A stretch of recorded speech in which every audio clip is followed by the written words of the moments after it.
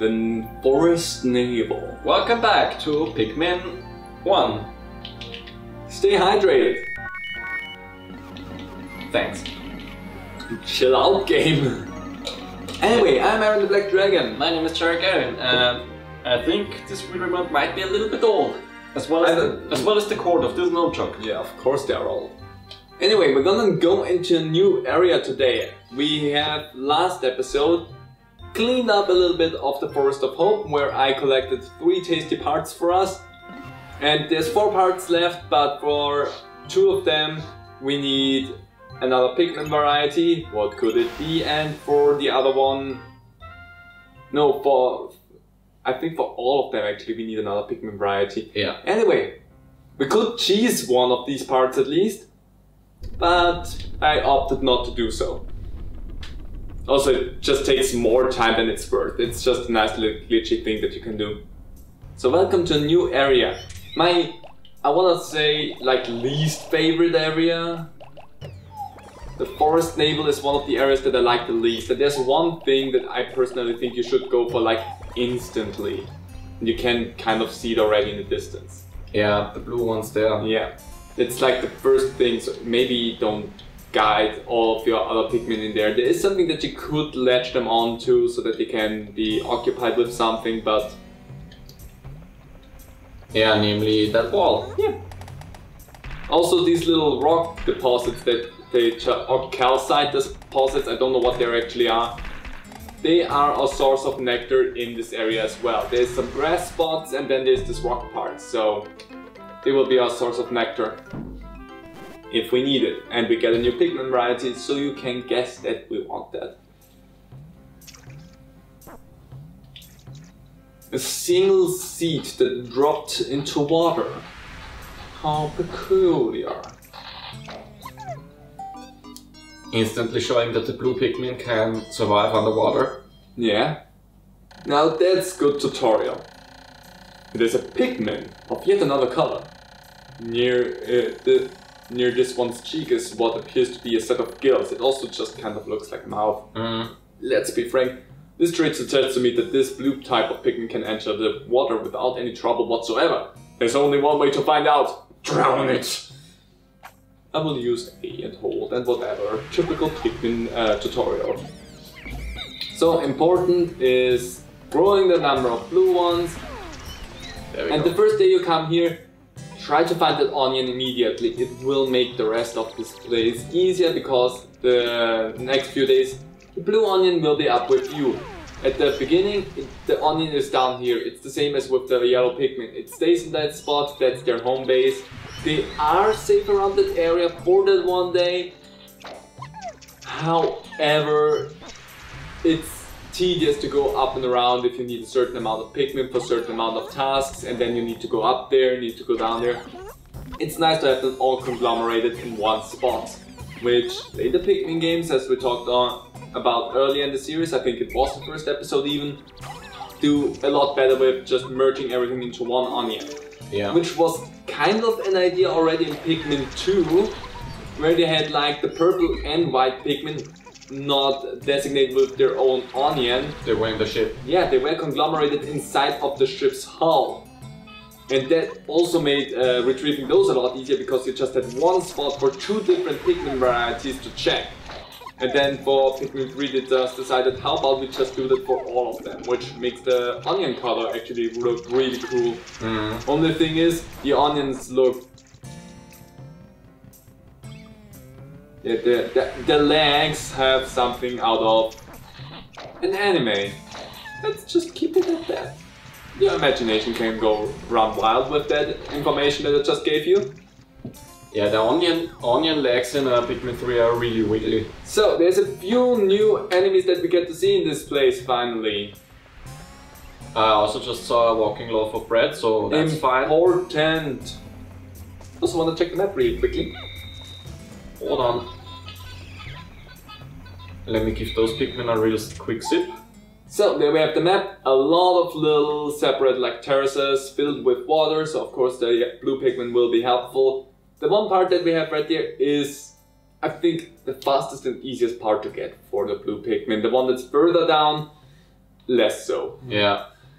Okay, I wanna try getting that part over there. Also, there's a part really close to our base right now I want to point out.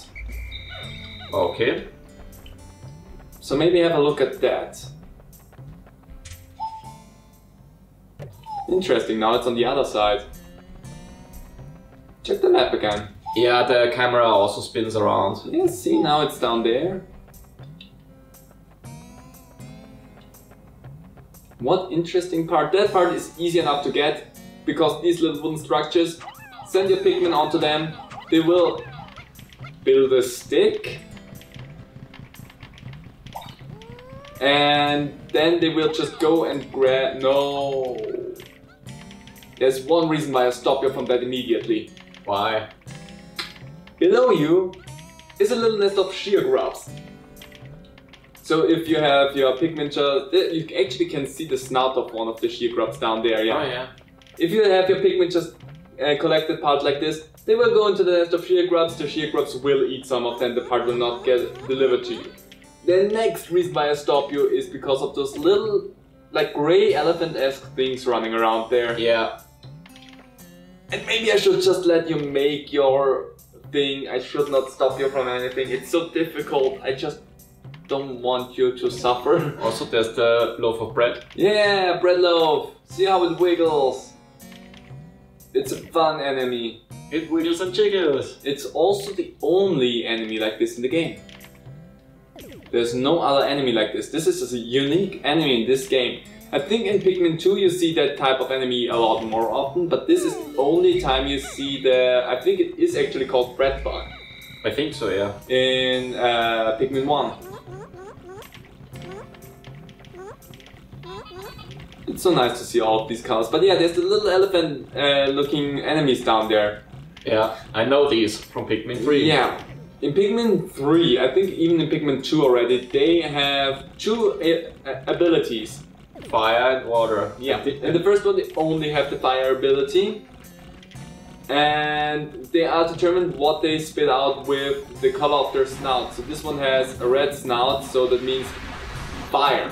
The ones that spit out... Oh, the first time it took damage. So the ones that spit out water have a blue snout. I think you cannot deal enough damage to them. If you want to... Blow, whistle. If you want to fight those things, be sure to only have red Pikmin with you.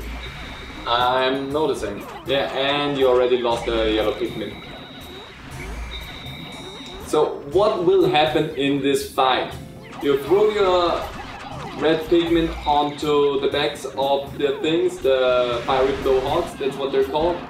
They will throw them over their backs and then blow fire at them. The red Pikmin are immune to fire, so they do not care about that.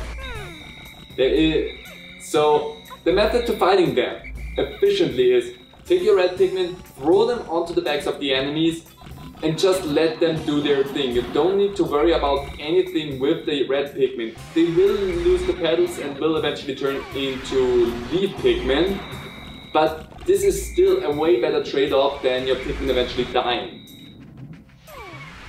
I see you struggle a lot with that fight. I want to ask you, why don't you just go to a safe spot, split your team off and just take red with you? It's probably better. Also be careful with the bridges. I know. They can... I don't know if that's in the Wii version as well. I know it's in the GameCube version. The bridges can murder your Pikmin. I remember that. So yeah, just be careful. Again, don't know if that's also in the Wii version, but... Red bug! See it wiggle and jiggle.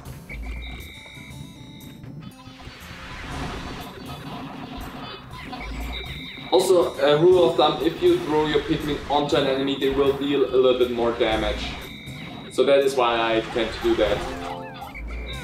Also, it gives you a little bit more control, because the marching them into an enemy is a feasible strategy, and it may work for some enemies better than for others. Be careful. Oh yeah, that was a mistake. Because the way that blowhog looks, they can throw your Pikmin into the water.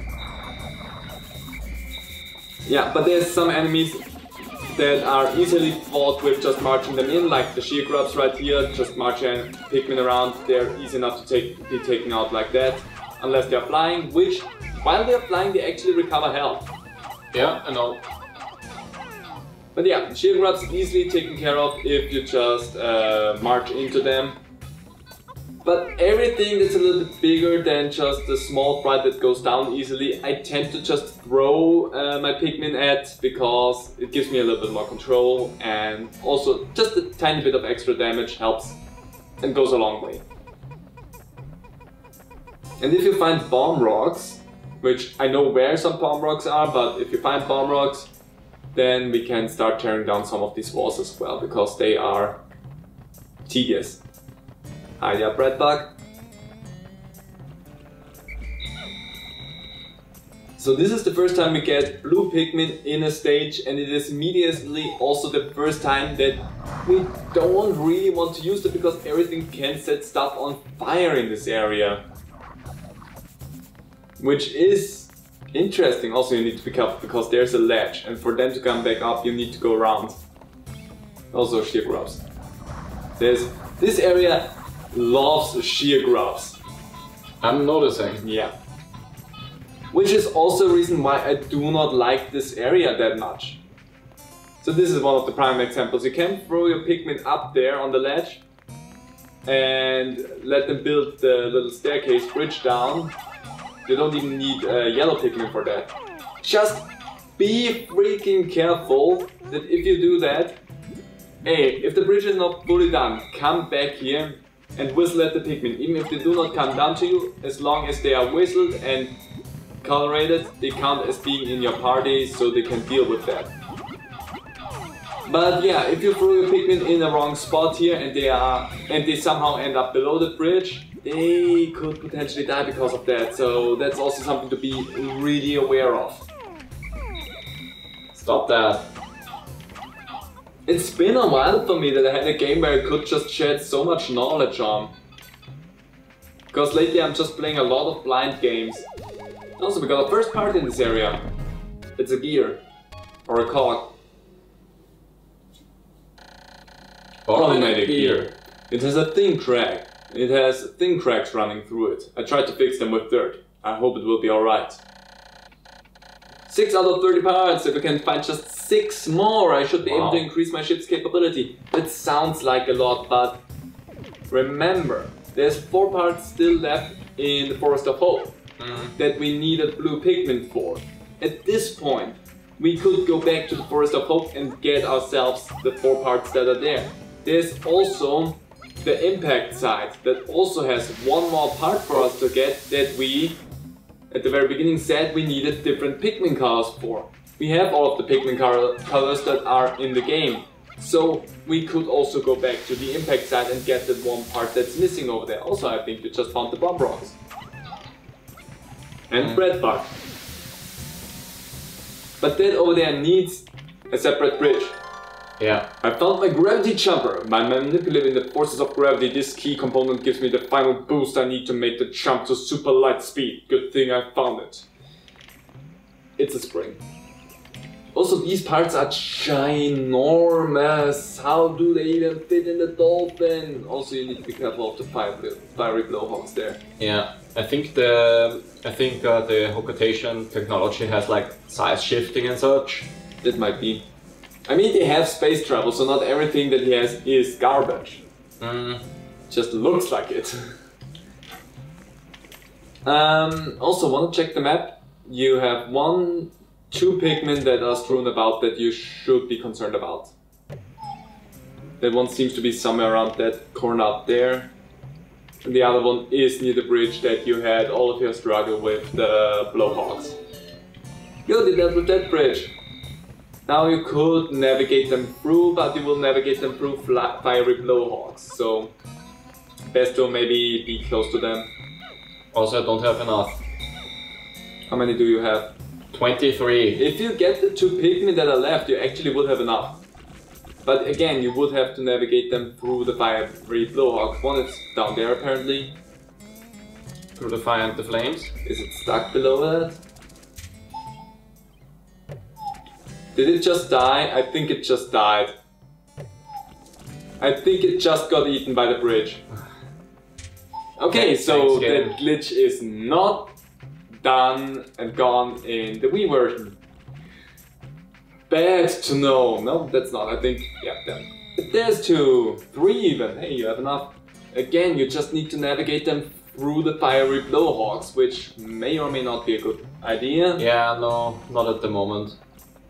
Also, there's probably no way that you're gonna actually make it to your ship. You could make a little bit of headway, but getting them all the way back is like a slim chance. Oh. Just throw some of them away, who needs them? Hey, you have the funny sex number.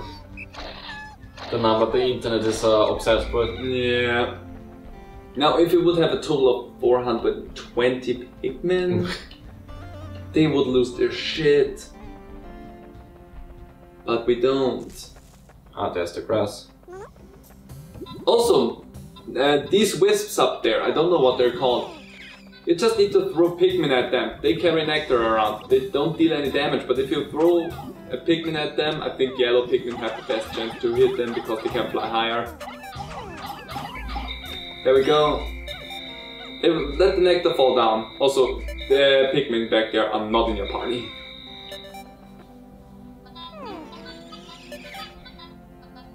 You need to be really careful with that at the end of the day, because if they drink nectar, they get out of your party. Yeah, we have 69. Yeah.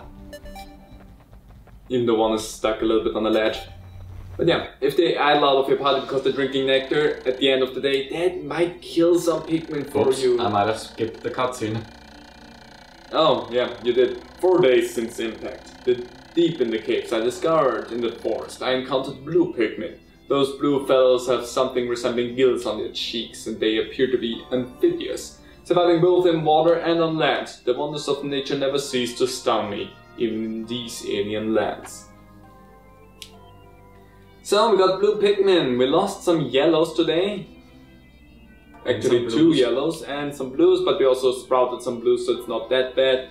There's also a little bit of a ditch in the red ones, but overall we sprouted more red ones than we had before, and we didn't have any blues, so the little bit that we lost here is not as bad. 7 lost in battle. It was the fiery blowhawks. They can be a little bit tough when you encountered them the first time. Yeah. And I'm still getting used to the controls. So yeah, but no hard feelings there. So we have 6 parts, so 24 parts remaining, 26 days left. We are looking good. We are 2 days ahead of schedule at the moment. And I've made the way free to another part. Yeah, and I'm gonna try and collect... I'm gonna try for at least 2 parts in my episode next time.